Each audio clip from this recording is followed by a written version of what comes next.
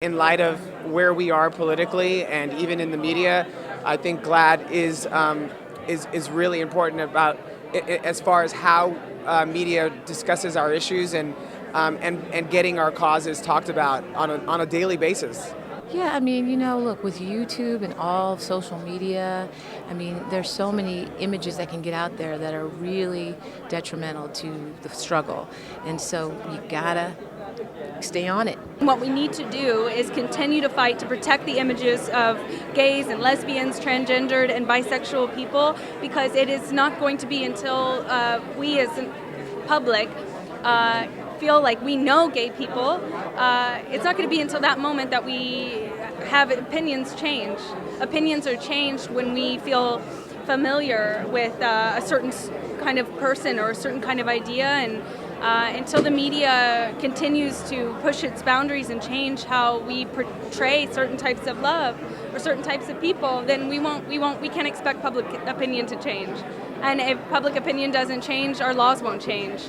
People are found out and they're outed and they're bounced out of the military, and that's wrong. You don't have to be straight to shoot straight, And so that's what we have to celebrate. The many people who probably served many wars going back many thousands of years. There's probably been gay people in the military through many wars, going back to the Peloponnesian Wars. So enough already with this discrimination. Let them serve openly and with dignity, and this is word coming from the Joint Chiefs of Staff, and so I think it's time for that.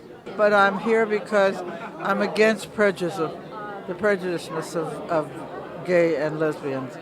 I'm against all prejudices, and that should be gone by now. I think the Hollywood community has come a long way.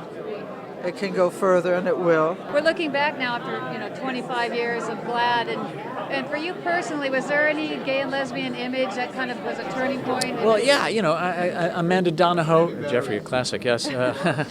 Amanda Donahoe in L.A. Law was a good starting moment. That Certain Summer with Hal Holbrook was a landmark.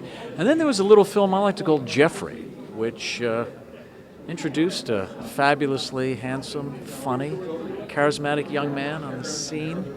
And he became a gay icon, and I've been dining off that ever since. Well, I mean, I think there's been a lot of things that have been turning points for me in the media. That I would have to say probably the biggest ones were when I was really young, Personal Best, and then later in life, Boys Don't Cry.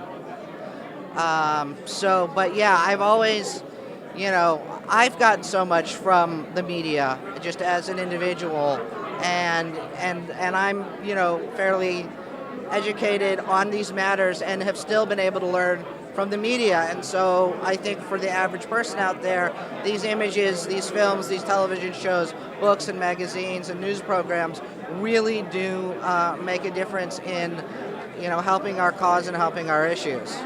Do you think there'll ever be a time when we won't need an organization like GLAAD? Maybe, but you can always, it's always good to have somebody watching and helping out, I mean, when I was at GLAAD, were kind of changing from more of a reactive organization to a proactive organization.